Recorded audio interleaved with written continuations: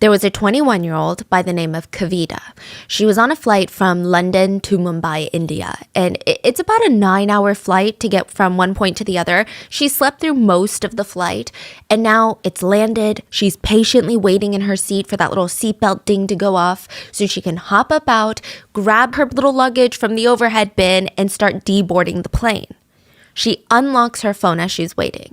And it's a little strange. Her data's not working. She's not too worried about it. She tries turning off the airplane mode, turning it back on, turning it off again. She's still not getting any signal. Okay, that's fine. Her older sister Jiah actually lives in Mumbai, and her sister Jiah was going to pick her up at this airport. Even though it's way past midnight, she didn't have to worry about getting a taxi, getting an Uber. Her sister was going to meet her. They even texted right before Kavita got on this plane from London. She said, "I'm boarding now. See you on the other side." "Okay, can't wait to see you." Like, this was a very exciting trip for the family. Kavita's birthday was coming up. She's going to turn 21, and she wanted to spend it with her older sister Jiah and her mom, who were in Mumbai. So she's in school in London. She's coming to Mumbai, India.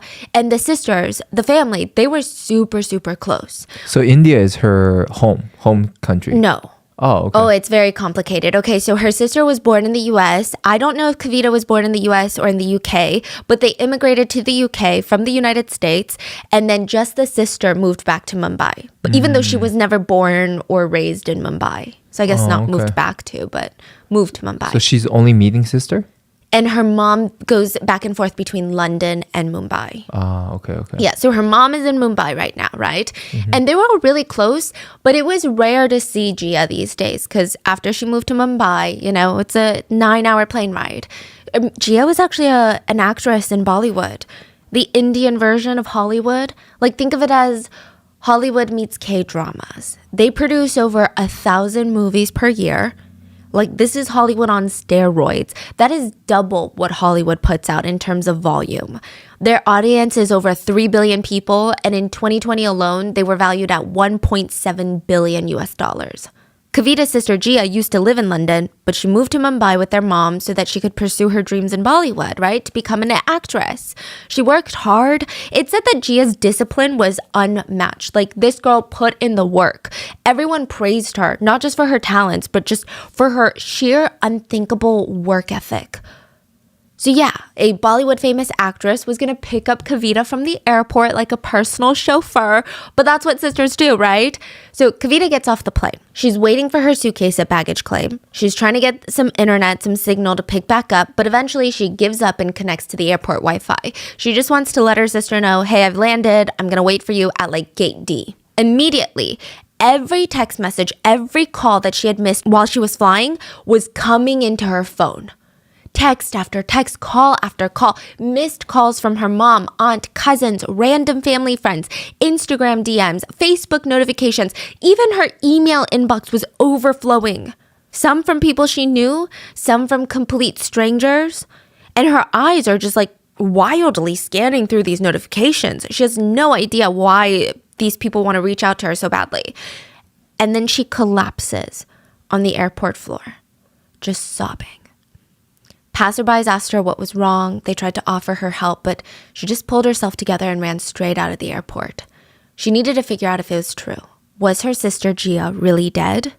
She was just 25 years old, and Jiah Khan, the Bollywood actress, the daughter, the beloved sister, was found in the guest bedroom just an hour before she was due to pick up her sister from the airport.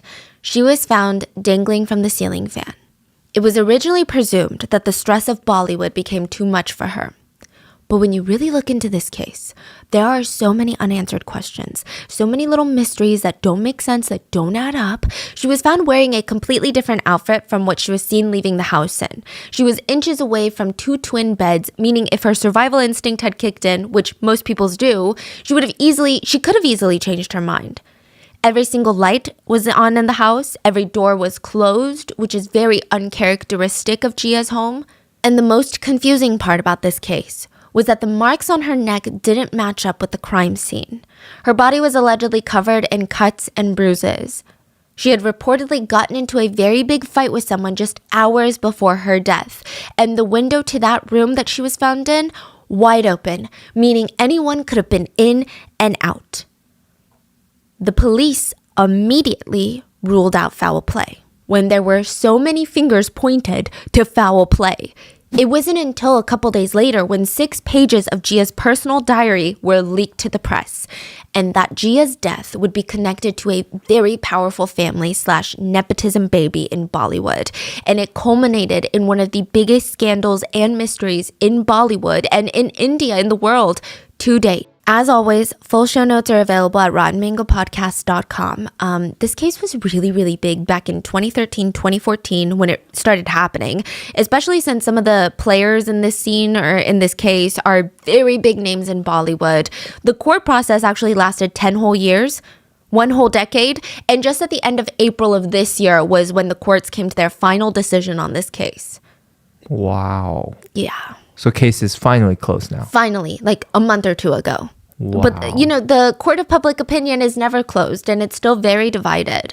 There's a couple of main theories about this case. Either she chose to end things or she was murdered. And I'm going to present both sides of the argument as well as other pertinent background information and details. But I'm going to leave it up to you. Like, what do you really think happened to Jiah Khan? Since this did take place in India, I did get 2 Indian researchers to help me with the research. I tried to get as much as the social and cultural factors that played into this, but as always, if there's any information that I missed or any details that I left out, please feel free to let me know in the comments. With that being said, let's get into the story. So after the death of a beloved and controversial star, which, side note about the word controversial, Jiah Khan wasn't controversial as a person or even as an actress, really, but the media loved to portray her as a controversial figure because it would be a lot more consumable for the general public than being like, oh, this really nice, wholesome actress. So controversial due to no fault of her own. When she passed, every magazine, every person, every news outlet that had originally been making false headlines at her expense, they are scrambling to shower and clutter the internet with their heartfelt sympathies. There were conversations, open dialogues about the pressures, the stress, the public scrutiny that comes with being this massive figure in Bollywood. Maybe it's too much, it can't be good for mental health. You know the drill. They go through the whole, guys, let's not forget celebrities are real people too. And then they forget about it the next time someone gets canceled. And then it won't be brought up again until somebody is dead. It was that phase. So 4 days of this, just nonstop. Oh my God, we need to be more careful about celebrities. And then boom, the whole story changed. The headlines instantly took a 180. An explosive document, a piece of evidence, was released by Jiah's mom. 6 pages torn from her personal diary that detailed her secret relationship with the son of one of Bollywood's most influential families. The diary entry went into great detail about the torture, essay, degradation, physical abuse that was inflicted upon her by him, the Nepo baby. One of the worst and most traumatic instances being that he forced her to terminate a pregnancy. And when the meds stopped working halfway through, it was a medical termination. He, with no regard to her safety, no regard to her well-being, prevented her from going to the hospital, even though she was profusely bleeding, and physically removed the remnants of the tissue matter from her himself. Oh my goodness. Now, this secret boyfriend was named in this letter, and it was Suraj Pancholi, and all eyes were on Suraj. Everyone wanted to know if the allegations were true. Jiah's doctor came out to confirm that, yes, she in fact did terminate a pregnancy. It said that Jiah never wanted to terminate, but Suraj took her to the doctor, demanded the medication himself. He forced Jiah to take it, and as she's bleeding so much, she calls the doctor, and he advised both of them, you need to go to the hospital immediately. Like, this is a serious matter. This is not a joke. Go to the hospital. Suraj did not let her. Instead, he waited 3 days to call the doctor back. He said Jiah was sitting on the toilet with, and I quote, half the fetus still stuck inside of her. God. The doctor freaked out and told him, what the hell are you doing? Take her to the hospital. This is life-threatening. Like, life-threatening. She could die. Do you understand me? This is not a joke. This is very serious. Take her now. He did not care. Like, this sounds like a caricature. If I had to write the most evil villain boyfriend, that's something that he would do. That's something that he would do. It's almost too evil to even sound real, but it's real. He called his housekeeper into the bathroom and asked her to help pull the rest of the tissues out. It's not like they didn't have the money to visit the hospital. He had wealthy parents. He had a great job that his parents got him. And on top of that, he had borrowed tons of money from Jiah at this point. Even if he didn't want to pay the bills, I am absolutely positive that Jiah and her family would have paid the bills. By some miracle, Jiah survives. Suraj said that he didn't want this baby because he was too young and his career wasn't stable enough. He said that he'd rather spend his time working than spending his time being a father. Jiah was devastated. I mean, she was willing to sacrifice everything, to sacrifice her career to have this baby, and he just ripped it away from her. He didn't let her have a say in what happened to her own body. And now she was dead. Now, this letter blew open the case immediately because, remember, like I said, right after she passed, the whole narrative, the whole media, the whole world was saying, oh my gosh, the pressures of being a celebrity, it's so hard being a woman in the industry. That was what the conversation was about. Now, this is in the news, and the tabloids that used to write about Jiah's appeal were now writing articles about her suspicious death because it's not even a matter of murder anymore. There is a law in India that criminalizes aiding and abetting in someone's death, even if someone chooses to unalive themselves. So if you were aiding and abetting in that process, you could be held criminally liable as if you were the one committing murder. Now, it's obviously not as black and white. Even murder is not as black and white, but we've seen it with cases here in the US. There's got to be a lot of strong ties. Now, this letter was damaging. If Suraj had tortured her, assaulted her, belittled her, forced her to terminate a pregnancy against her will, risked her life during that termination, that would be enough to drive someone into having very dark thoughts. So it was enough at least to bring in Suraj to be investigated, creating one of the biggest, I don't know if you can even call it a scandal. I don't know what to call it. One of the biggest mysteries in Bollywood. But unfortunately, the case gets really, really, really messy really quickly. Even the letter's validity comes into question later. Less about the contents of the letter, but it's a question of who actually wrote this letter. There's a whole thing about it, okay? Potentially, Jiah did not write the letter herself. What was in the letter was most likely true, but it's complicated. But before we can get to that, let's start from the beginning. I think we can all think whatever we want, but I would just hope that Jiah's family knew her the best. And Jiah's family was adamant that Jiah would absolutely never, ever make this decision to end things herself. She was the type of person that went after what she wanted in life. She was always known to be so determined and ambitious and goal-driven, and things just were not adding up. So a bit about her upbringing, which is very pertinent to the story later, because people start going on saying crazy things about her childhood. Now, Jiah was born in the US in Staten Island. Her whole family were small-time actors and actresses. So her aunts were small film stars in Pakistan, and her mom did a few roles in Bollywood, but retired when she gave birth to Jiah, her first and eldest daughter.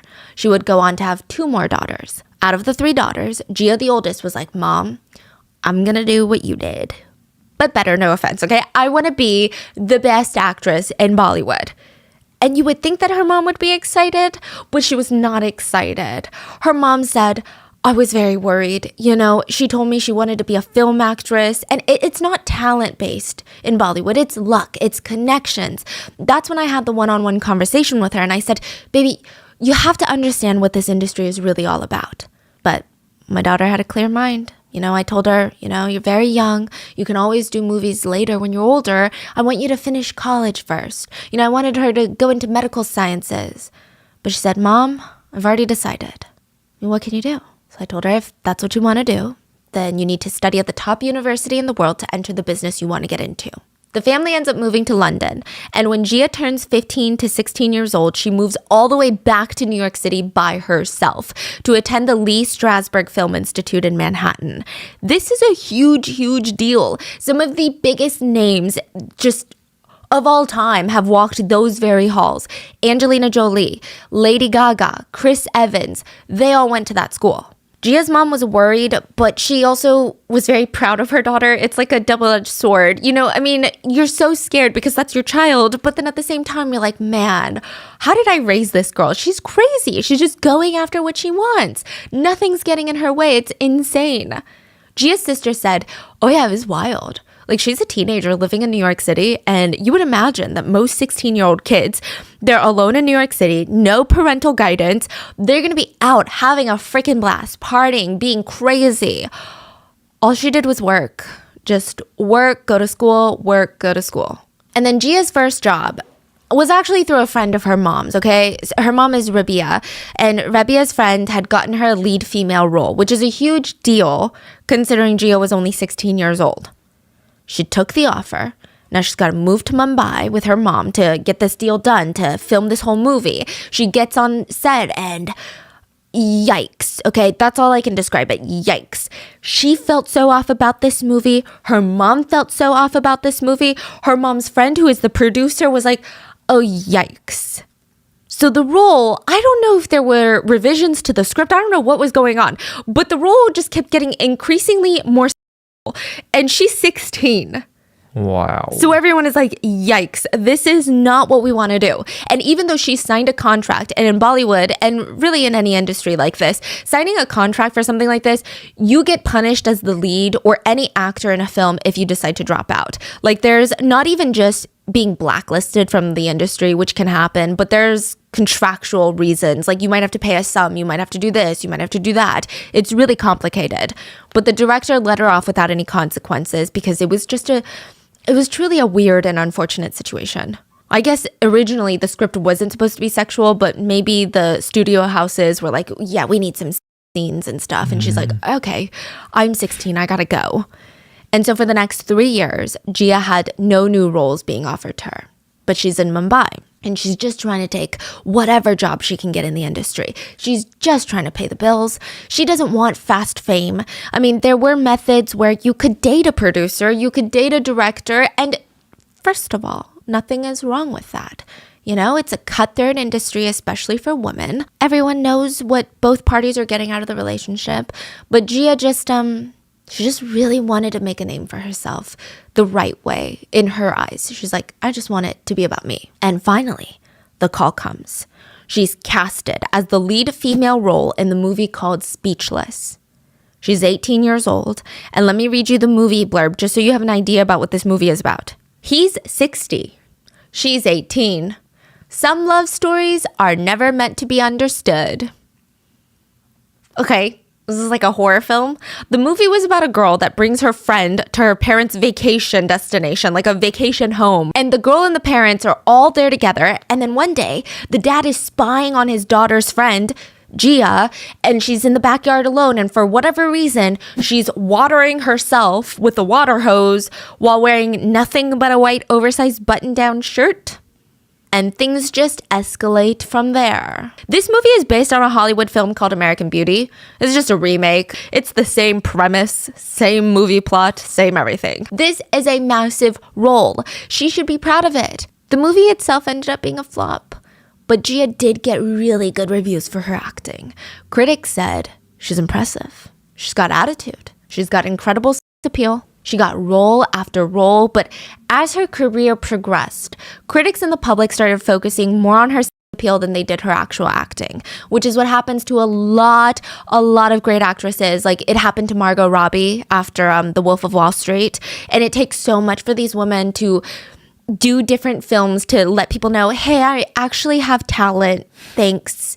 If you could stop just calling me like a bombshell goddess, blonde bombshell. Like, guys, I've got a skill set. I mean, she was a great actress, obviously, but people just were not interested in that. They just only talked about her looks and how she was and who she was dating. And, oh, did she sleep with a producer for this role?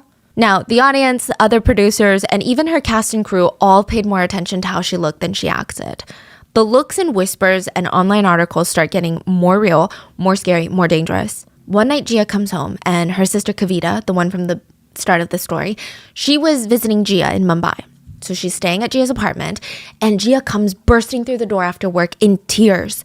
And Jiah was telling her that this producer ordered her to strip naked in front of him during a reading session, like during the round table, like readings or whatever. Kavita said, you know, it was rehearsal, and Jiah said that they were reading the scripts, and he asked her to take her top off along with her bra. She didn't know what to do. She hesitated. She came home in tears, and Jiah was telling me the filming hasn't even begun yet, and this is what's happening. Like, I can't even imagine what it's going to be like on set. When she was asked by the producer to take her top off, she came home and cried. The problem is, I have a contract that I've signed already. So if I leave, they can sue me and slander my name. If I stay, then I'm going to be harassed the whole time. It's a lose-lose situation. In another movie, the producer put his arm around Jiah's shoulders as if he was trying to look all chummy with her, and the photos were released, and netizens were quickly alarmed because she looks incredibly uncomfortable. She just looks so uncomfortable. She was probably too afraid to make him angry, to tell him to give her some space. In another shocking instance, Jiah was invited to one of the producers' houses while they were in the process of filming a movie. So he's like, "Hey, cast crew, come on over, I'm throwing a party." She politely declined because she knows what goes on in these parties.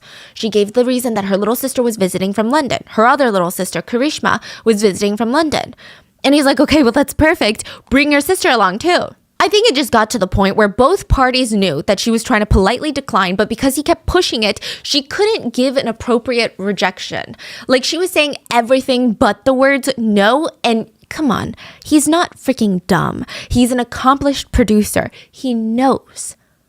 So for the sake of her career and this movie that all of her fans were waiting on, she ends up showing up with her sister, and she's thinking, the whole cast and crew are going to be there. My little sister's going to be there. Maybe things will be better with her there. How is he going to harass me in front of my sister? She's 16. She's a literal minor. So they get to the producer's house, and everyone's standing around the kitchen table, and her little sister is wearing like a tank top. And you know how everyone's standing around the kitchen table? Your back starts getting tired. Like you're kind of tired of standing, so you want to lean on something. So her sister just leans on the kitchen counter, like on her elbows, as she's listening to people talk. This is so normal. I mean, just think of a group of people standing around a kitchen table. Someone's going to be leaning on the island like that.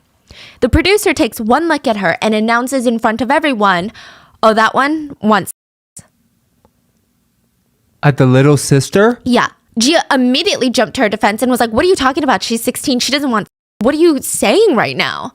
Well, just look at the way she's standing. Wow. That has nothing to do with anything. She does not want.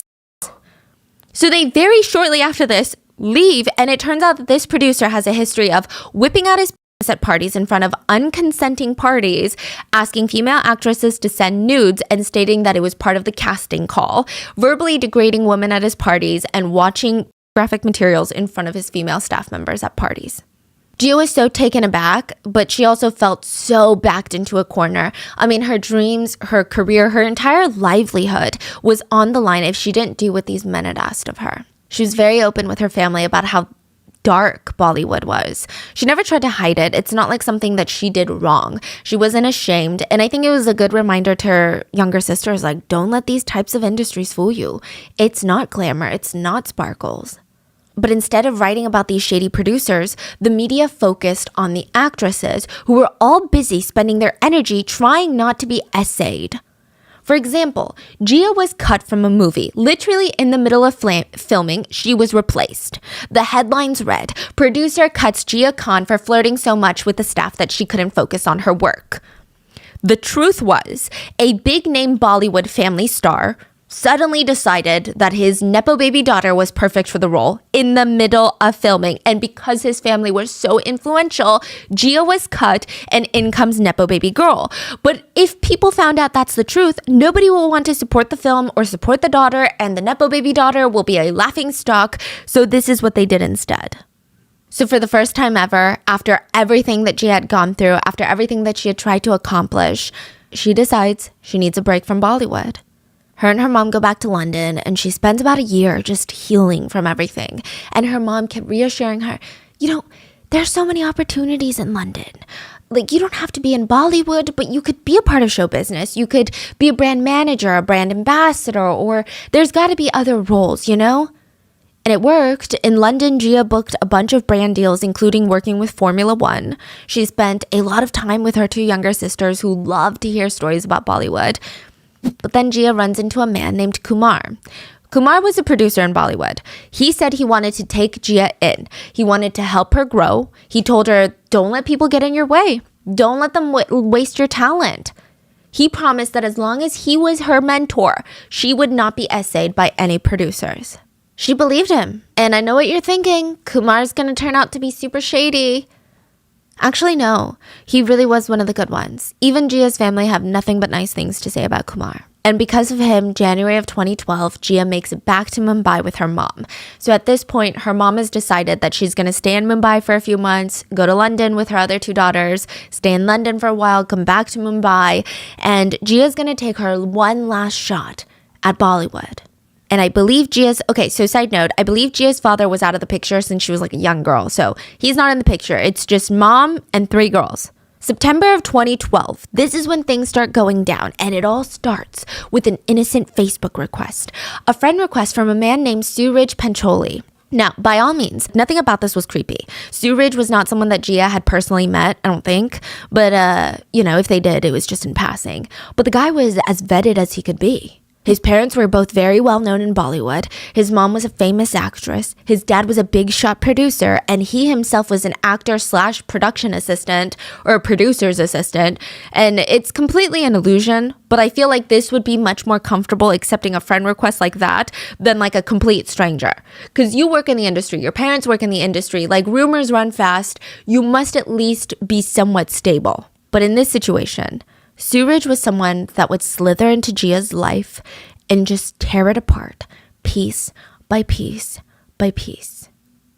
His family was actually known to be filled with scandals, and they seemed like the type of family that wasn't shy about using nepotism to get their son into places. For example, at the age of 19, he was already an assistant producer in multiple big-budget films. Okay, a little shady. Jiah was a few years older than him. She was 22, 23 years old at the time. And from the moment that she accepted his friend request, this guy is showering her with attention and compliments. He would nonstop message telling her how beautiful she was, how talented she was, which we know. But he would also send chocolates, flowers, food, Christian Louboutin shoes to her house to woo her. I mean, it was flattering. It's really hard to not feel like a princess being showered with attention and gifts like that. It feels like you're in a movie. Like the son of this wealthy family wants to woo you. Even if you don't care about the money, it's like a main character moment. And she would tell her family all of this, and they were all super chill about it. They said we all kind of giggled about it. Like, she never took it seriously. It's like this young kid who's sending her Louboutins. She just thought it was funny. But that's how she got trapped. He added her as a friend, September of 2012. By end of October, beginning of November 2012, they were practically living together. Suraj would spend most nights at Jia's place, and even though Jiah told her family, no, we're just friends, her mom knew that things were changing. So her mom was in London with her other 2 daughters, and Jiah was like, hey mom, do you want a video chat and meet Suraj? Of course, her mom wanted to talk to Suraj. This is the man that has been impressing her daughter for the past few months. She hops on a Skype call. The energy is weird. He's hiding in the corner, in the shadow where it's dimly lit. He wouldn't show his face completely. He's not that energetic. He's not what you would imagine someone would behave when they're meeting their partner's parents for the first time. Jia's mom was very taken by surprise. But of course, when she brought it up to Jiah, all of her concerns, Jia's just reassuring her, Mom, he's just super, super shy. He just woke up from a nap and he was super shy. Okay. But her mom just felt all these red flags. He had moved into her house. Jiah is the one paying all the bills. They weren't even splitting the rent, nor did they get a new place together. But because Jia's an adult, what can Jia's mom do? And I think Jia's mom, I don't want it to sound like she's this helicopter mom. And I mean, there is a debate about that later, but I don't want to make it sound like she is. I think that Jia's mom, she really just focused on women having a life outside of their relationship. Not just women, but everyone. So she always told Jiah, if you're going to be in a relationship, that's fine. You're literally an adult. But no matter what, don't you ever let a man or anyone take you away from all the hobbies that you have. You cannot lose yourself in a relationship. You need to keep playing the piano. You need to keep taking your Hindi lessons, classical dance lesson. Do the things that you've already liked to do. Do not neglect yourself to spend time with someone else. But Jiah just told her, Mom, I'm really happy, okay? You don't need to worry. I'm really happy with him. The next time Jiah comes to visit her mom and sisters in London, she was in a full-blown relationship with Suraj, and they did notice some interesting changes in Jiah. Her phone was buzzing constantly, just non-stop text, calls, video chats, everything. And Jiah would never let it ring or sit for too long, meaning she would stop whatever it was she was doing and answer it. In hindsight, the family realized that Suraj was probably trying to isolate Jiah. Even when Jiah was spending time with her family, she wasn't able to be mentally and emotionally present like before. So this is something that abusers do, which is when you are forced to spend time with other people, they will bombard you with text messages and make you feel like if you don't answer, they're going to explode on you. So you can't even be in the present moment. And even if you are around your family, you're being isolated. So he's constantly just drawing her closer into him and nobody else. And when it was happening, the whole family just chalked it up to being in the honeymoon phase because it's hard to differentiate. You know, it's not that your partner is an abuser because a lot of times in the beginning of a relationship, everyone goes through like the schoolgirl, schoolboy crush where you're just so excited to talk to them. Nothing else is as exciting as getting to know them. They thought it was that. So they were annoyed, but they weren't suspicious. That is until December. Jiah was back in Mumbai and her mom was still in London. And her mom gets a text message from Suraj. That is so strange. She opens it up and it's this lengthy paragraph about how sorry he is. She's like, what? Okay, she's confused. She has no idea what he's apologizing for. And through the context of the text message, she was able to gather that he had gotten into a physically violent altercation with Jiah. And now he was begging her, Jiah's mother, the one who birthed Jiah, to convince Jiah to come back to him. Wow. Basically, can you talk to your daughter for me? She hates me because I hit her. That's crazy because that's only been, 2-3 months? Yeah. That escalated so quickly. Yeah, very quickly. Yeah, I don't know the statistics on this, on when it escalates. I thought it was a bit slower than this. Because I read statistics that sometimes a lot of domestic violence actually originates when the woman gets pregnant, or at least in male to woman abusive situations. Yeah. So he was saying things like, I was drunk, I lost control, we were fighting. Now, Jiah's mom is disgusted. She said if this happened in London, he would already be in jail right now for domestic violence. Rabia, the mom, said that she was so infuriated. She took a picture of this text message, sent it to Jiah, and was like, I need to talk to you immediately. What is going on? What is this? You need to call me right now. Jiah calls her and explains to her mom, no, you don't get it. Like he truly was sorry. He was crying the entire night. He was begging me at my feet, begging me not to leave. His face was so swollen from all the crying. Rabia did not feel as sympathetic as Jiah did. She took these text messages and handed them directly to India's CBI, basically the Indian version of the FBI. Now, I'm not too familiar with the Indian legal system, but domestic violence cases go to family court and not the CBI. But I think that she went to the CBI because Suraj was a high-profile person from a high-profile, influential, wealthy family, so it's not going to be your typical family court case. But for many reasons, the CBI was not interested in investigating. So, what I gather is the mom already felt alarming enough. Yeah. Like, this is not something, couple fight, turn violent, they are working it out. She wants an investigation. She wants things to be done already at that point. She wants him to be locked up. Okay, so it's like she's really alarmed. The bell's going off like crazy. And I know people are going to be like, well, why did she let them continue to date? I think that is a big misconception. And I'm not a parent, so I can't really answer wholeheartedly. But I would imagine just being a teenager or being an adult that had fallen in love with people. I feel like if my parents just were like, no, you can't see that person anymore, it would push me more towards that person. Sure. Whereas maybe if they're in jail, you would hate me. But you can't really be pushed towards that person when they're in jail. I think that's better than what most people are doing already. Like she's reaching out to legals and authorities to intervene, right? That's better. This mom, yes. Just you listen. Okay, so first of all, she goes to the Indian CBI, like the FBI, and they're like, oh, well, sorry, we're not going to do anything about it. It was just crazy. The laws are definitely one-sided in India where you have to be married and a husband has to inflict damage on the wife or the wife's mother and sister. This is a really weird law, but domestic violence cannot be a charge if the husband beats up the wife's dad. That's just being mean, I guess. Like it has to be a woman. So it's one-sided in that respect. But it's also very similar to the US where regardless of the gender of the victim, domestic violence is not taken seriously, and it's a big problem, and not enough gets done about it. To give you perspective, India's biggest anti-domestic abuse law was passed in 2005. 2005. I mean, better late than never, but still. And it gets worse. Men still cannot legally essay their wives in India. They obviously, of course, can, but legally, they cannot. It's not recognized because they're married, so it cannot be essay. And I just want to clarify, 1000% it is essay. Like, you need consent each and every time you engage in these activities, and everyone must be of age each and every single time. Doesn't matter if you've been married for 1 day, 2,000 years, does not matter. So the CBI is kind of relaxed about the whole thing. They did nothing, and Rabia was very confused on what to even do now. She felt like her hands were tied. It's not like Jiah is a teenager. She's an adult. She's 24. She's scared of pushing her closer into Suraj. She was in a very tricky situation. So what does she do? She goes to the British embassy in London. She goes to the embassy.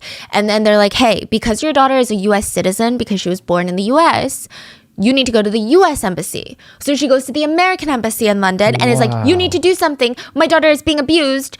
Yeah, you need to do something. She's a victim of domestic violence and she's a US citizen, so you are responsible. And the US was like, okay, we can try.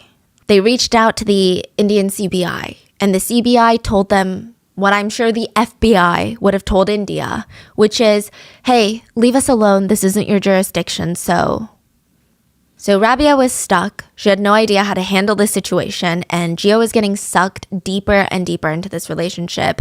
Jiah's friends saw her less and less, and when they did, they said that she wasn't even Jiah anymore. I mean, she was just someone that loved making people laugh, and now she barely laughed herself.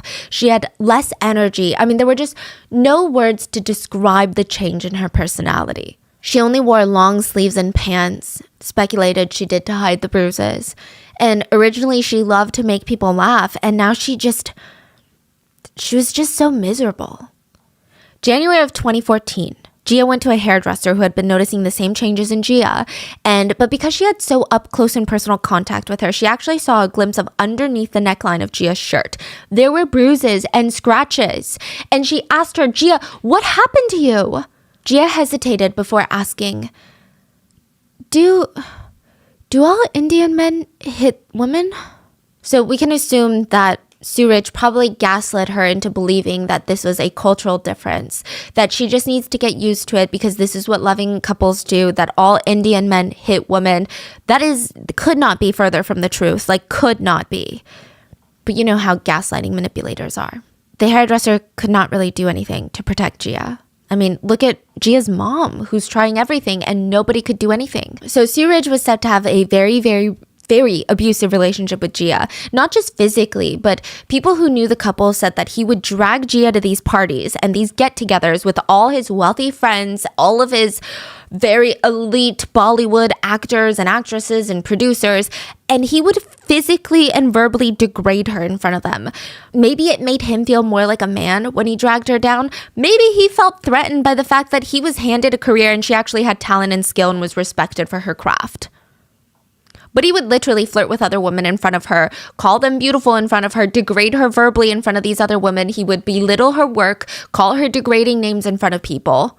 Jiah didn't even hide these things from her family either. She told them and they were so confused on what to do. She would say, sometimes he would hit me until I bled. And Rabia was going crazy. I mean, from being unable to help her own daughter, all she could do was try and tell her daughter, that's not love, Jiah. That will never be love. That is not love. I don't think that we should ever question why anybody stays, okay? I think that's just toxic. I think it's just victim blaming, just disguised as something else. I understand that we might not be able to understand certain things, but you really can't understand everything unless you've been in those situations. Now, I do think in this case, there were maybe some indicators of why she might have stayed. I do think that there was an element of Jiah believing that she could change Suraj potentially. So let me explain. It said that she would talk about how she believes Suraj was abusive because his father was abusive. And his father was this very kind of evil man. He would constantly cheat on Suraj's mom with minors. He never even tried to hide it from the mom, the industry, literally nobody. Suraj's mom knew. And Suraj knew even at an early age that his dad would bring home minors and sleep with them. Literally nobody was safe from Suraj's dad. Underage housekeepers, underage actresses on set, underage friends' daughters. Truly, anyone young and beautiful would be a target of Suraj's father. Now, in order to cope with this, Suraj's mom would just throw herself into her work. She would put her everything into her roles. She was never home. Her whole life was being a successful actress. And Suraj was raised in this tough, confusing, lonely conditions. And I can imagine maybe the abuse and the sprinkling of the, he would abuse Jiah and then sprinkle in these little childhood trauma stories. I imagine for someone that seemed as incredibly graceful and compassionate as Jiah, she probably felt bad for him. Maybe she thought that she could help him break this cycle. But I don't think that would have been possible. Because while Suraj grew up hearing all these allegations against his dad, he also saw his dad use power, money, and influence to silence the victims. He would slam these victims with defamation lawsuits, and the deeply patriarchal society would always back him up. The victims would be left with nothing, not even their careers anymore. The biggest consequence that Suraj's dad ever faced was a tiny little fine. You know what he was in court for?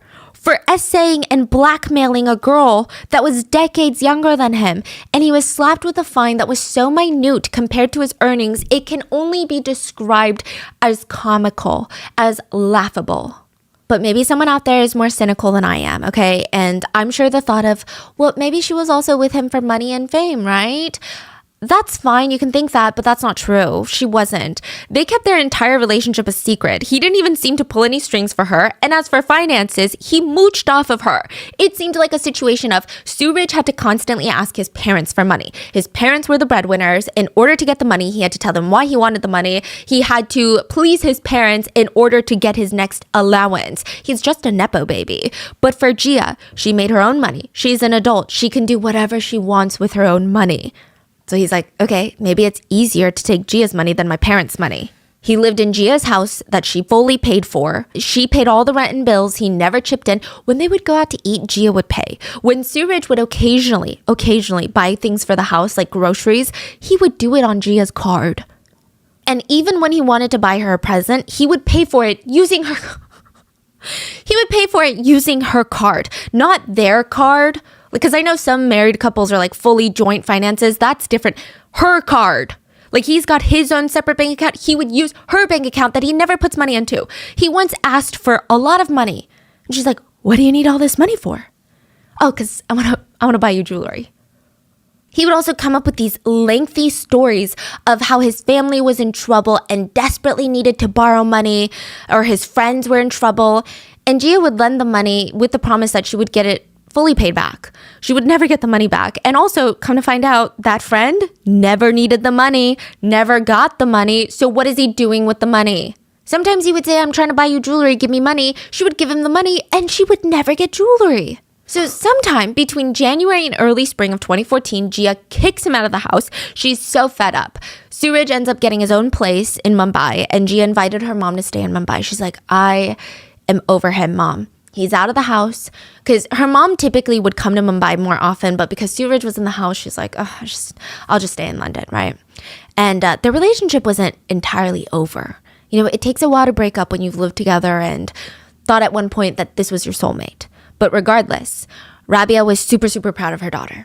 Rabia made sure to keep Jiah busy the whole time, keep her mind off of that scummy man. Jiah was focusing on work again, and through May and June, her sister Kavita was coming. So she's got schedules lined up. She's got a ton of busy future plans. And that fateful day, June 3rd, this is the big day that they'd been gearing up for. Jiah's sister was going to arrive from London after midnight. It was also her birthday week. So Jiah and her mom were super excitedly planning everything, decorating the place. Kavita's birthday? Yeah. Oh. She's flying in from London, and it's the big 21. I don't know the drinking age. I think in the UK it's 18, but they're US citizens. Like 21's a big age. So Jiah's telling her mom, okay, don't tell Kavita, but I placed an order for her birthday for jewelry. Like, we're going to decorate. I've got the cake all picked out. Oh, it's going to be so good. And they were both so happy. They went out shopping all day. They get home 6:30 p.m. They both rest a bit, and Jiah's mom is like, wait, okay, do you want me to come with you to pick her up? She's like, no, Mom, it's fine. Like, it's going to be after midnight. I'm going to pick her up from the airport. I already told her. Okay, sounds good. Now, whilst they're having this conversation, Jia's phone buzzed and she excuses herself. She comes back and her mom doesn't really think anything of it. Now, in hindsight, she thinks that it was probably Suraj that called her.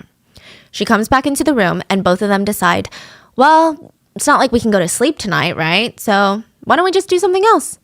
So they were both going to go to their friends' places for gatherings. They walked out of the apartment together, and the plan was that Jia's mom would go to her friend's house for a little party and come back home before Jiah came home with Kavita from the airport. Jiah, I'm not sure if she planned to stay out the whole night at her friend's house until she left for the airport, which I feel like, yeah, that sounds smart to do, but that was kind of the plan. Regardless, Jiah left in a blue tracksuit, a blue matching set. This is so important. They were caught on CCTV wearing a blue tracksuit. Leaving their own house. Yes. Okay. Then they went their separate ways. Now, we can assume the person that called Jiah was Suraj, and it's possible that they made up and Jiah didn't tell her mom because her mom would have been very upset. She didn't want to ruin the week. Or it's possible that maybe they hadn't fully made up, but he was just constantly reaching out to her because recently she had signed 2 new contracts for 2 new movies and he had sent flowers. I don't know if they were as a congratulatory gift or as like an apology, I'm so sorry, forgive me gift. We don't know, but she didn't accept it. She asked the doorman to throw it away for her. And this is where things get very, very shady. Suraj told Jiah this night, he's texting her, I'm going to have dinner with a friend, Naomi. That's a fake name.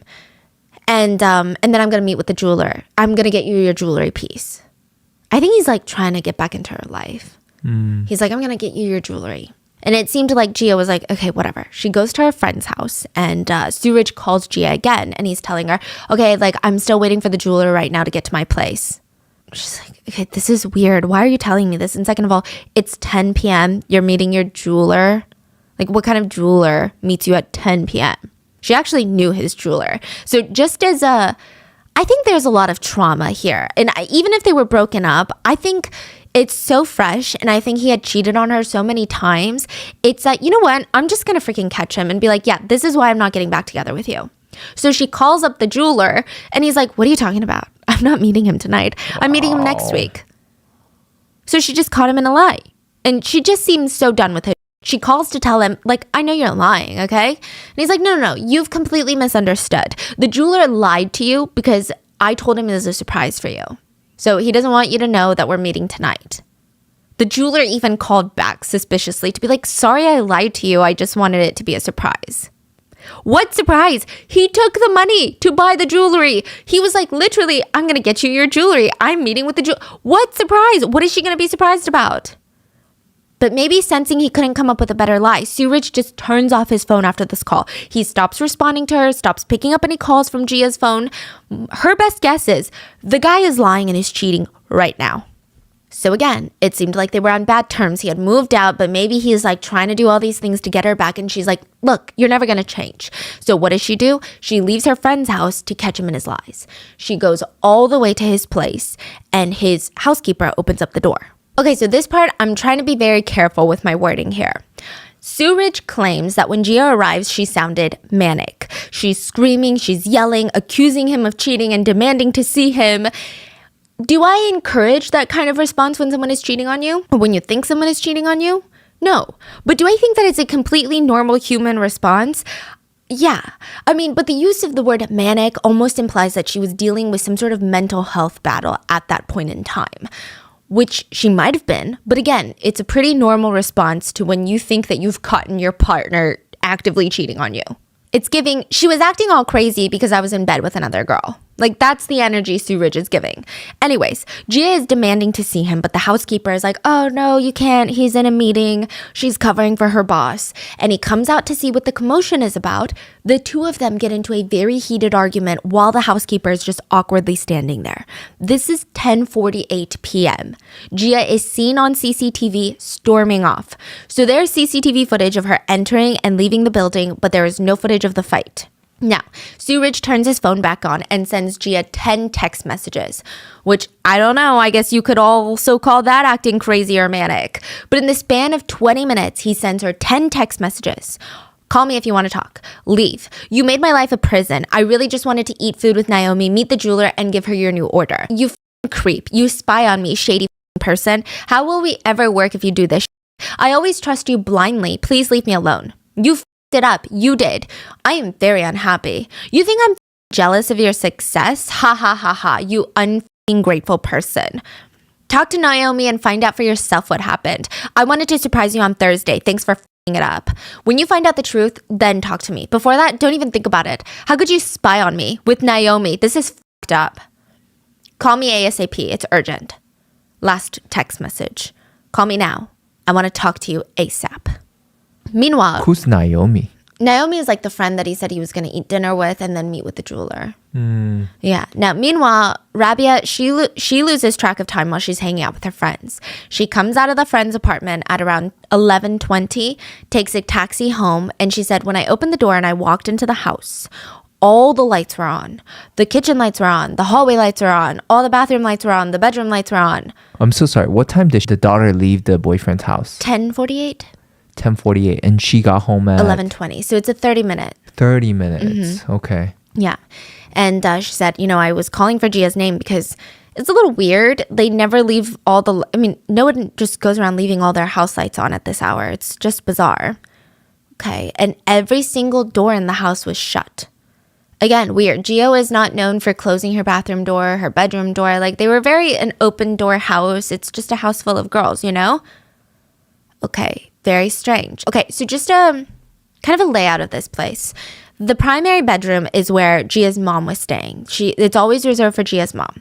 Jiah took one of the smaller rooms, and this is, she's got all of her stuff in there. It's got a bathroom that's connected to this room, but on the other side of the bathroom, there is another room connected. So in the US, we would call this a Jack and Jill setup. Now, that other room was the smallest of the 3 rooms, and all it could fit were 2 twin-sized beds and a small little nightstand in between. So that's it. But it works because Jia's 2 sisters, if they were visiting Mumbai at the same time from London, they would be in that guest room together. So this is very pertinent to the story. The bedroom is very, very, very small. The 2 beds and the nightstand, they take up the whole room.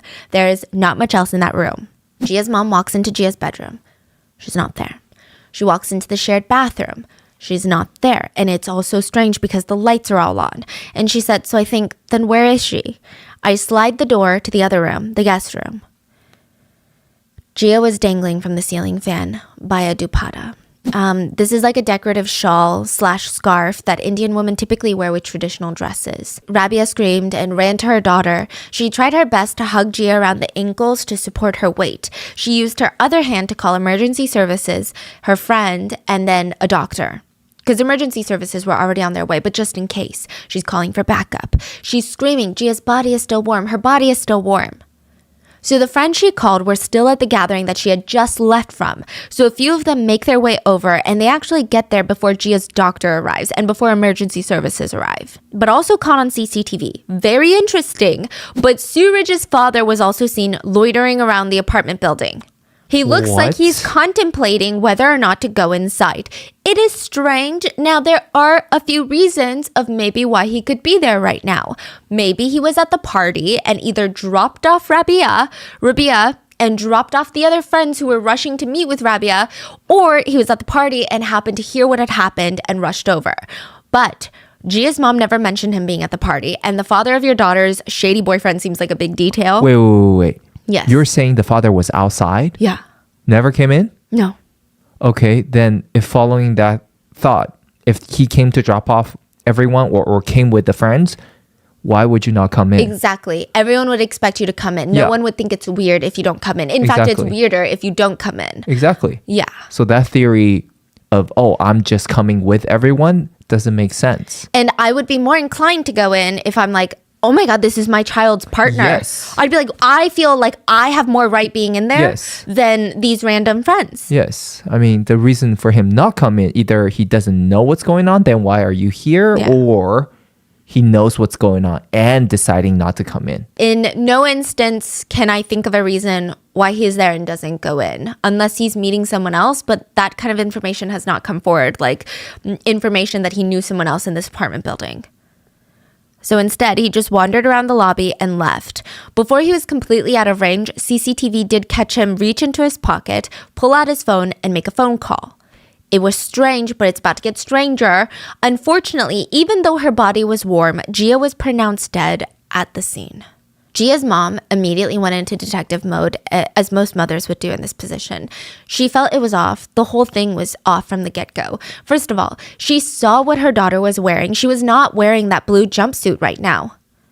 Which, fine, okay, you could argue that she came home and changed, but that blue jumpsuit was nowhere in the house. Nowhere. Not in the laundry bin, not back in the closet. It had vanished. Someone took it. Yeah. So she came home, changed, walked right back out and threw her clothes somewhere that nobody could find, and then came back home to do all of this. But you said there's CCTV for the building? So she was seen coming in, and she was not seen ever leaving again. However, that guest bedroom has a big window, and they're a ground floor apartment, and there is no CCTV around there because it leads directly to the street. So I guess you could argue that she came home changed, jumped out of her guest bedroom window to dispose of her blue jumpsuit, and then jumped back in through the window. But why on earth would she do that? That is Literally, so weird. why on earth? So she came home in the blue jumpsuit, and then 30 minutes later, she changed, and the jumpsuit is completely gone. Yeah. That is so weird. So the speculation about this jumpsuit is that someone else climbed in through that window, hurt her, and there was evidence on the jumpsuit. So they framed the whole setup and then took that jumpsuit with them. Just doesn't make sense. Okay, and then you have the smaller things that are, you know, these I don't think we can really argue as much. Like, Jiah never leaves the lights on and closes all the doors. Also, the window was never open, but it was wide open this time. These are things that I think are harder to have a discussion about. It's just, but all of it together. I think one strange thing is fine, but all of these strange things, it's weird. Now, experts also argue that, yeah, people do some very strange, impulsive things when they're in this desperate state of mind. But statistically, women do not like to end things where they know that people they love will find them very quickly. Women often also die less of gunshot wounds because they don't want to traumatize the people that find their bodies. So I just find it hard to believe that Jiah would do this the day her sister lands on her birthday week. It just all feels abnormal. Not to say that it can't happen, but abnormal. Now, add to that, Jiah's face and neck had some cuts and bruises. Rabia did not believe that these cuts could have come from the dupatta, which is almost like a silky fabric. It's like a soft fabric.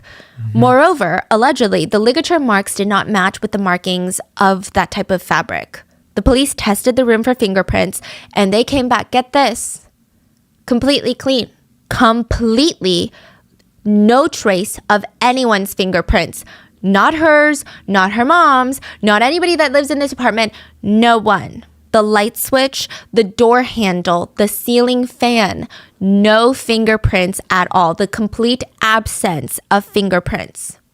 There were also bloodstains on the bed. Not a lot, but a little bit. For some reason, the police did not take this into evidence. They didn't even take photos of it. They also never recreated this crime scene to see if it was even possible for Jiah to do this to herself. So this whole situation is strange. Another thing that experts argue is that, you know, people only make decisions like this when they feel desperate, when there's no other option. But you cannot fight human biology. And one of the things is, in the end, the reason that people end up using certain methods to make this decision, it's because you can't back out. Because humans have a tendency, no matter how dark you get, your survival instinct kicks in. And that's biological. Jiah's feet weren't touching the ground, but beside her, very close to her, were the two twin mattresses. That's why I said it's very pertinent. She could easily just lean on them. So it's not a situation where there's a knock chair and she has no other option. I guess, again, for something like that, we can argue, we don't know, it's abnormal, but it does happen. But I'm just saying, all these abnormal things adding up. But back to the missing tracksuit, because that's really abnormal. The tracksuit was just missing. So, like I said, CCTV showed her leaving Sue Ridge's place, and there was only a 30-minute time window between the time that she left and the time that Rabia found her. It takes at least a few minutes for someone to die in this method. Let's say it took at least 10 minutes to set everything up. That leaves just 20 minutes. She could definitely have changed clothes, gotten rid of the blue tracksuit, but still. Another thing that people were arguing is that if someone had killed Jiah, they could have used that window. What was going on? Is it murder? Is it not? The police are called to the scene and they rule out foul play in just 2 hours. I'm not saying it's 100% murder, but like, how can you rule it out with all these things? The added problem of this is that since murder was ruled out, the police were unwilling to spend resources to perform an autopsy. All of this is happening while Kavita was in the air. She had no idea of any of this. She was on the plane thinking about how her sister would be waiting for her when she got off the plane and what they would eat because she was hungry. She got off the plane and when her phone... This is literally, I have such an anxiety about this.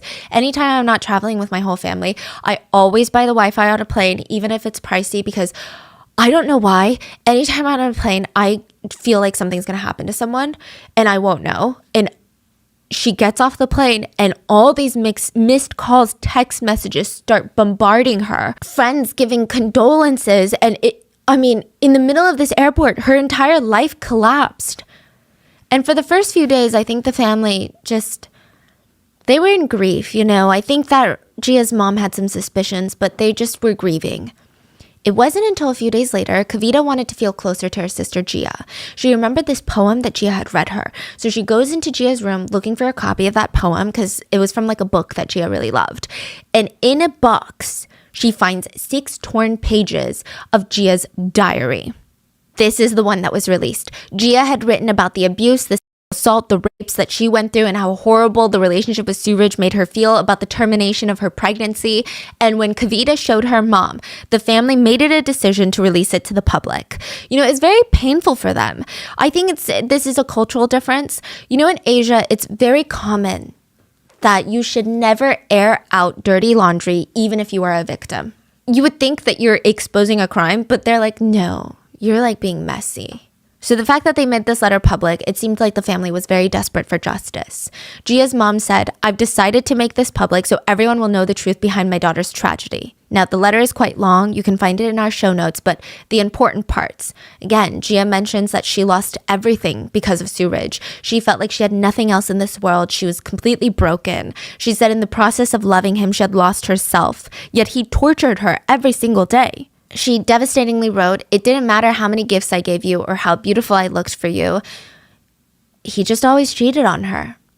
It was revealed that she was forced to terminate her pregnancy. She was scared, but she was completely giving herself to that pain because she wanted a family, but he destroyed it. He destroyed her. He destroyed her soul.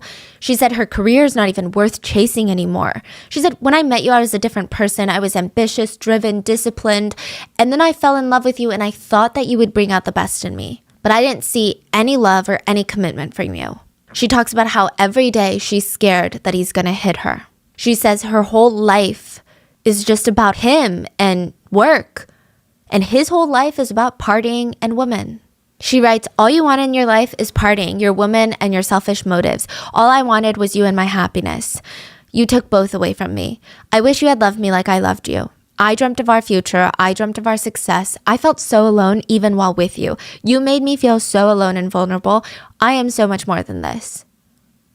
So this letter is huge. It blows the case open. Everyone's talking about it. The CBI suddenly wants to help Jiah's mom in the quest for justice because they're like, oh no, if we don't do something, people are going to get mad at us. So act like we helped you.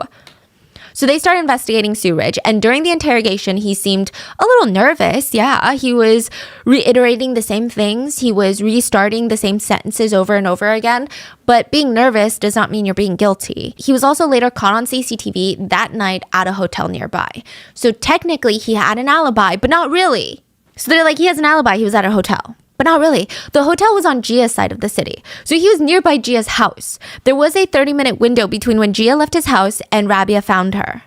So the theory is he went there after Jiah left, angry. He basically followed her to her side of town. And if he's innocent, you could argue that he wanted to stay at this hotel to see if he could meet with Jiah at the hotel to talk. Because he probably knew that her mom was staying with her, so they couldn't talk at her place. But if he's not innocent, then he's got a 30-minute window to follow Jiah home, wiggle open the window, murder her, frame her murder to be her choice, and then be at the hotel's CCTV cameras before Rabia finds her body to get an alibi. If Suraj did kill Jiah, then he would have had to follow her, sneak in, abuse her, strangle her, stage her death, and then be at the hotel CCTV camera in less than 30 minutes. It is tight unless he had help. Also, another thing to add, when the police went through his phone, they found no evidence of those text messages that he had sent to Jiah's phone immediately after she left. The aggressive ones of like, you ruined everything. Jia's phone had them, but Suraj's phone didn't. People speculate, remember how his dad was leaving on the phone? Mm-hmm. His dad had called and was like, hey, I got the gist of what's going on. Jia's dead. You need to delete any incriminating evidence from your phone. That's the presumption for now. So he's deleted all of those text messages. But again, being shady during an interview, deleting text messages, not illegal.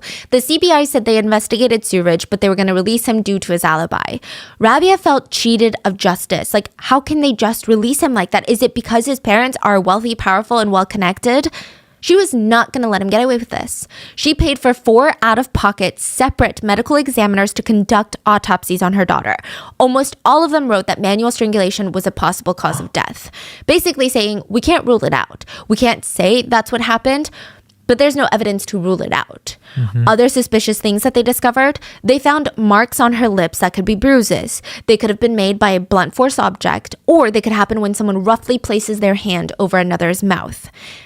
As far as the ligature marks on her neck and chin, they have doubts that the fabric as soft as the dupatta could leave these marks. Also, they found human tissue underneath Jia's nails, and they encouraged the police to run the DNA, but the police refused. They said because the autopsies were not ordered by us, the judge could easily throw these out as evidence. So they were just like, we don't even want to spend the resources to run DNA because DNA testing is expensive. And also, I think a lot of it had to do with the fact that if they ran DNA, if they found and uncovered more evidence that went against the CBI theory, the CBI would be a laughing stock. And most government entities all over the world, they like to protect their egos over justice. So it looked like these autopsy reports were just going to get brushed away. So Rabia, she wants to give the public pieces of evidence that the CBI can't sweep under the rug. She wants the public to get as angry as her so that the CBI will freaking do something. She released Jia's autopsy photos. There were pictures of Jia's bruises, and in the pictures, her daughter is dead, laying on a medical examiner's table with a blanket covering her up to just below her shoulders. You can clearly see bruises and swelling on her face and neck. I'm not going to attach the photos here out of respect for Jiah, but they are available online if you search for them. Jiah had a big bruise on the bottom of her chin. The part on the bottom of her face between the top of her neck and the bottom of her chin, like this part right below the mouth, it's like one big black bruise here. Netizens agreed that the bruise looked more like a result of a fist than the result of soft fabric. So it's really hard for the family to release these pictures, but they wanted to get justice. Now, before we get into that, there is something that you should know about Bollywood. Bollywood is run by a few rich, influential families that have been in the business for decades. Not only can they heavily sway the industry, but on who gets fired, who gets hired, what does well, what doesn't, but they can actually sway media, politics, and even the whole economy as a whole. Big Bollywood actors have ties with ministers, politicians. They can sway the entire judicial system in India. On the rare case that they are arrested, they're immediately bailed out and the media is silenced. And if someone raises accusations against them, the victims are either bribed, threatened into silence, and this little collection of families are commonly known as the Bollywood mafia. They've been surrounded by suspicious deaths and for as long as anyone can remember. Suraj has a mentor. The toxic boyfriend has a mentor named Salman Khan. He's a member of one of the families of the Bollywood mafia. He has no relation to Jiah Khan, by the way. But once these allegations start surfacing, he signs Suraj in one of his upcoming films. Now, the media doesn't want to get on his bad side by talking the new lead of his movie, so they stop publishing the suspicions against Suraj. He had so much political sway that even the police start backing off the investigation, and the CBI toned it down too. And once it's off mainstream media, the netizens, they kind of slowly lost interest. So once Suraj was brought under his ring, Suraj is untouchable. He was being protected by the Bollywood mafia. And this happens a lot in Bollywood because big name producers and actors, they have so much power that the industry is just filled with evil, evil people, okay? And we know this because a lot of actresses came forward during the Me Too movement to talk about how they were told over and over again that producers told them, in order to be successful, if you are not a Nepo baby, you must be excited, willing, and enjoy with producers. Many anonymous actresses came forward to say how they were groped, assaulted, and full-on essayed on set or after work. If they rejected, they were told, I don't know if you have the right attitude to make it in this industry. One producer told an actress, I saw your pictures. I think you have great assets, but I don't see it right now. So can you please remove your clothes? She declined, and he said, for an actress, you should be happy to have sex. Embrace your sexuality. Use it. This is your biggest weapon. This victim actually went to the police with this, and they told her that he was just being friendly. She later went on to say, if someone speaks up, the netizens trash the girl and they say that the girl is publicity hungry, that she has no talent, nothing to do, she's not famous, so she's upset, probably just wants money and fame. And side note, again, just in case anyone thinks it's a Bollywood problem, I mean, look at Hollywood. That should tell you enough. Crimes are a global problem that affect every single person on this planet. There are a lot of people in Bollywood that have now come together to fight for the punishment of predators. It was actually started by a man. So yeah, there are good people fighting for safety in Bollywood. But as of right now, there's also a lot of scary people. So for a while, after he gets that Bollywood mafia protection, nothing happens to Suraj because even just trying to get justice is a very long process. But in June of 2020, 7 years after Jiah's death, so like 3 years ago, a man that is often referred to as SSR in this case, Sushant, I believe is how you say it, he was a Bollywood actor and he was found dangling from a ceiling fan. He was over 6 feet tall. The ceiling fan was over his bed, so his knees were bent and his feet were resting on the mattress. No. A week before he died, he was Googling obsessively of a coworker that had also died very mysteriously, another Bollywood actor. No way. His father has since come out to accuse his secret girlfriend / Nepo baby of one of the family members of the Bollywood mafia of torturing him to the point where he had dark thoughts. She stole from him, cheated on him, mishandled his property. There was an investigation, an autopsy this time, but the authorities ruled it off as him not being able to cope with the pressures of Bollywood. Netizens were not convinced. Netizens suspect the Bollywood mafia was behind this and Jiah Khan's death.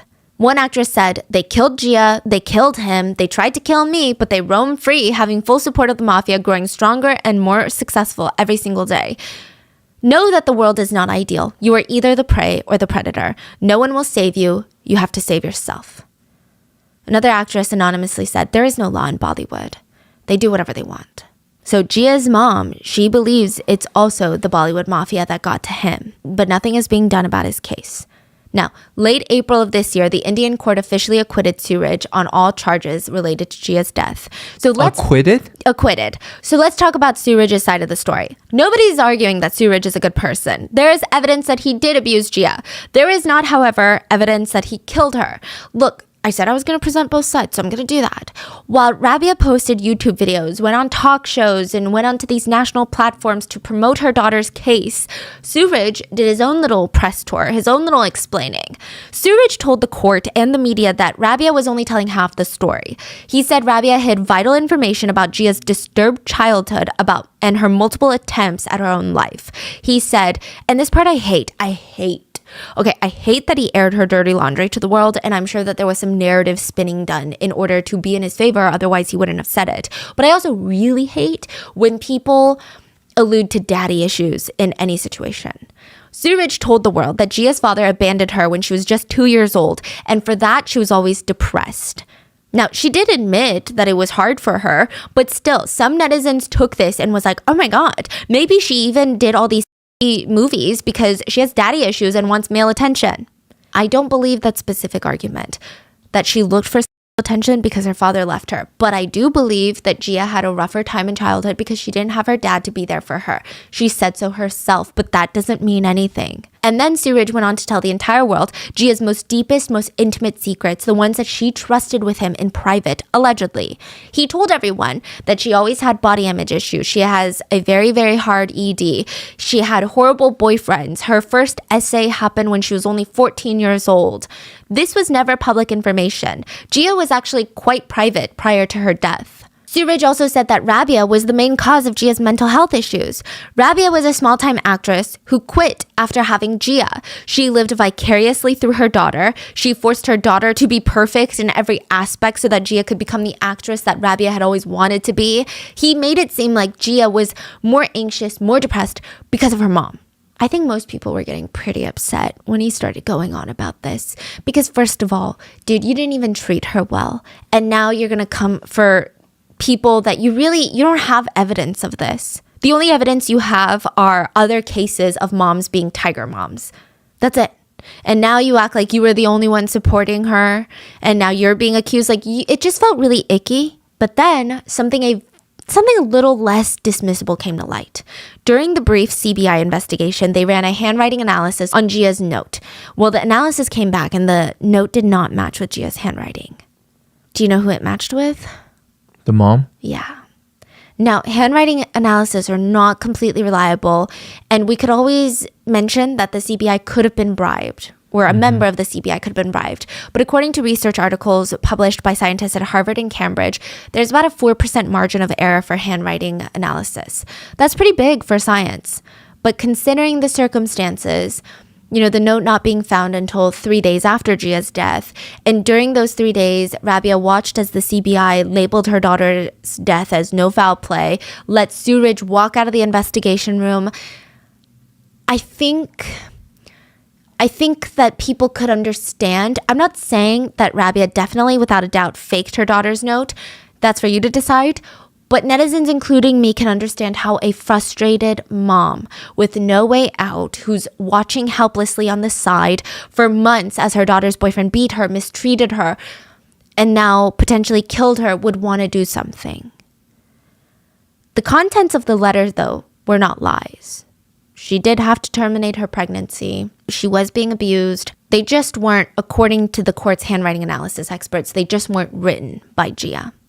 But it's not made up stuff, which, to me, I know people are really upset about this and it's hard to trust her after that, but the contents of the letter are still true. And I think that's what we should focus on. Because her writing that letter, it doesn't make the guy less evil, right? Like, if it were lies, then I'm like, ooh, okay, now I need to rethink my opinion on this man. Yeah. But if the contents of the letter are still true, I'm like, well, you still did that. No one forced you to do that.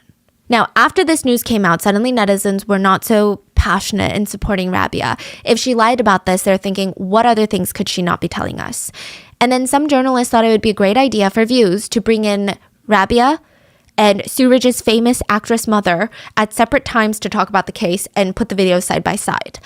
Zarina, Suraj's mom, went on to state about Jiah, I heard she used to smoke a lot. Suraj would bring cigarettes for her, and that is where their friendship started. They didn't even date until December. She also went on to allege that once Jiah came over to their family home because she had gotten into a fight with her mom and she had blood on her face. She said Jiah was crying hysterically, and allegedly Suraj confronted Rabia about how she could do this to her own daughter, and allegedly Rabia said, my daughter is an attention seeker and is always super dramatic. The family accused Rabia of trying to get money from her death. His mom also went on, and this completely discredited her in my eyes. His mom went on to say, the classic line, Suraj has always been a bit of a naughty child, but he's innocent at heart. So back to the criminal trial, Suraj's alibi played a huge role in the acquittal. Rabia's theory was that Suraj followed her daughter home, snuck through the window, strangled her, then staged her death to look like something else. And it takes a lot of time and strength to do this. It is theoretically possible, but potentially not that realistic. But what if he didn't murder her? What if he just pushed her to the point where she couldn't take it anymore? That is still a crime. But there is still no irrefutable evidence that he continuously tortured her throughout the relationship.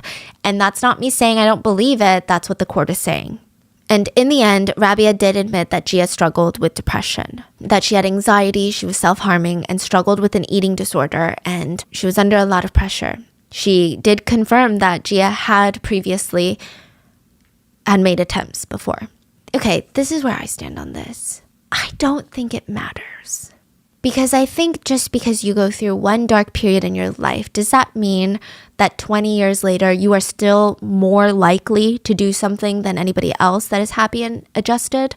I don't think so, and I think it's a very cop-out way of overlooking clues of foul play. I think it's unfair. I think it's literally being like, destigmatize mental health, but at the same time, if you have mental health, then I'm just going to consider any suspicious death as you losing your mind and doing this to yourself. Then you're not destigmatizing mental health. Like, So I can understand why she hid it from the national lens, because society is accustomed to being like, oh, well, now this is a mom who can't come to terms with the truth. This is a mom who is just so sad and so in grief that she's just coping in a weird way. So he was acquitted, and he went on to tweet immediately afterwards. And his tweet made a lot of people mad. He talked about how Jiah was under a lot of pressure. She was the only one supporting the entire family. She wasn't getting enough work. He said that in 2012, she had self-harmed. And he called Rabia to tell her everything, and she did not show up to Mumbai for months. He said, and I quote, "Is this a normal parent-child relationship? I was there for her, and during that time we fell in love. She was a wonderful person, but my love for her wasn't enough. She needed familial love." He went on to claim that Rabia's helicopter parenting and pressure led her to do this. He thinks that Rabia is the one that pushed her. Rabia believes that Suraj is the one that's responsible. Now, there are multiple theories. The internet is divided. Some people think that Rabia hid part of the truth because she knew people would just dismiss the case. Others believe that Rabia is pushing so hard because she just can't accept her daughter's death. Some people think that Rabia is pushing hard because she wants money. Few people believe that Suraj killed Jiah with his own two hands. That's not to say that Jiah wasn't murdered. Maybe somebody else had done it. But most people believe that he was somehow involved, whether he pushed her to the point, to this dark place, whether he had someone else do it. He's definitely involved in some way, is what people think. I can't give you a definite answer. The courts acquitted Suraj, so in the eyes of the law, he is technically innocent. But Jia's family is adamant that the eyes of the law are wrong, which they have been before. But one thing that I guess I'm reminded of when we cover cases like this is if I know my family member more than anyone on the internet who has never met my family member, if I know them, and I know that they would never do this, and a bunch of people online told me that I just can't come to terms with the truth, I would probably lose my mind. I think the one thing that keeps getting me is her sister was coming over. And the relationship she had with her sister, I just can't imagine she would do it in her sister's room and wait for her sister and mom to find her. And statistically, it doesn't make sense either. That's just the part that I get so hung up on, even more than the blue tracksuit. What are your thoughts? But I don't know. I guess in the end, all we can say is I think that Bollywood lost a very genuine and compassionate soul. Let me know your thoughts. Please stay safe, and I will see you guys on Wednesday for the main episode. Bye.